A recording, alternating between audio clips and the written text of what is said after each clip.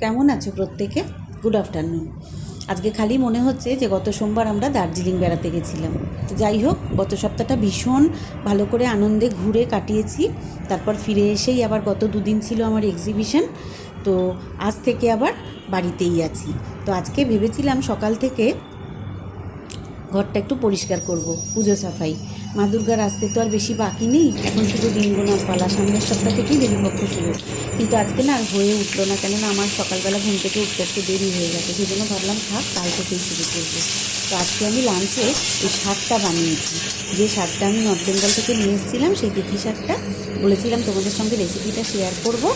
তো শাকটা আমি বানিয়ে নিলাম। শাকটা একটু রসুন লাগে, আর বেগুন আর আলু দিয়েছি। বেগুন আলুটা একটু ভাজা ভাজা হওয়ার পরে শাকটা দিয়ে দিলাম।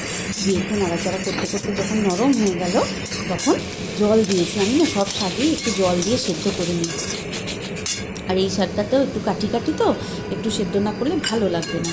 আর একটু লাস্টে নামাবার আগে সর্ষে বাটা দিয়েছি। সর্ষে বাটাটা অপশনাল, দিতেও পারো নাও দিতে পারো, তবে একটু ঝাল আর রসুন কিন্তু এই শাকটাতে মাস্ট। আর আমি রান্না করে নিলাম লোটে মাছটা। আসলে গত দুদিন তাড়াতাড়ি করে বেরিয়ে গেছি না, রান্না একটু শর্টে সেরেছি, মানে সেই জন্য এই শাক লোটে মাছ এগুলো আমি আর করতে পারিনি। ভাবলাম যে থাক, আমি আজকেই করবো। আর সঙ্গে একটুখানি রান্না করেছি হচ্ছে তোমার ভেটকি মাছের ঝাল, কারণ আমার হাজব্যান্ড লোটে মাছ খায় না।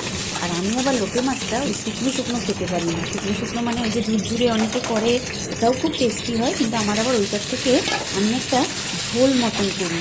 রেসিপিটা কীরকম বলো তো, মাখিয়ে রাখি মাছটাকে, নুন হলুদ আর একটু রসুন কাঁচা লঙ্কা, পারলে একটু শুকনো লঙ্কার গুঁড়ো, যদিও আমরা খাই না কিন্তু থাকলে আমি দিয়ে দিই, দিয়ে মাখিয়ে রাখি। তারপর কড়াইতে পেঁয়াজ ভেজে দিয়ে দিই। আর লোটে মাছে কিন্তু ধনেপাতা মাস্ট, ধনেপাতা ছাড়া যেন মাছটা একদম ভালো হয় না, খেতে ভালো লাগে না। তো যাই হোক, করে নিলাম।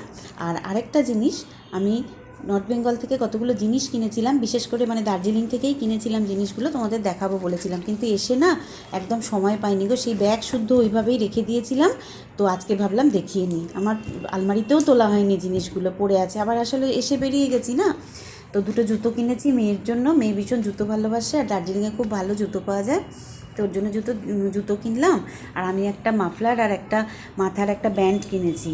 আমাদের এখানে তো টুপি টুপি অত চলে না, একটা মাথার ব্যান্ড না অনেক সময় কাজে লাগে। ঠান্ডার মধ্যে মাথার ব্যান্ডটা দিয়ে নিলে অনেক সময় উপকার হয়, কান ঠানগুলো একটু ঢাকা পড়ে।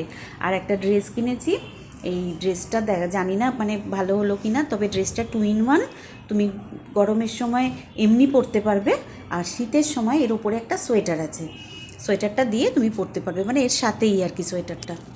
তো তোমাদের আমি পরে দেখাচ্ছি কেমন হয়েছে, তোমরাও কিন্তু বলো যে জামাটা কেমন হয়েছে। আমার তো ভালোই লাগলো, আমি নিলাম। আর বোন একটা সাদা রঙের শার্ট দিয়েছে, শার্টটাও ভীষণ সুন্দর, কখনো পরে দেখাবো। এই যে ওর সোয়েটারটা, দুরকমই পরা যায়, সোয়েটারটা ছাড়াও পরা যায়। এই যে আমি সোয়েটার শুদ্ধই পরেছি। যাই হোক, তোমাদেরকে দেখালাম, জিনিসগুলো কেমন হয়েছে বলবে। তোমরা সুস্থ থেকো, ভালো থেকো, টাটা।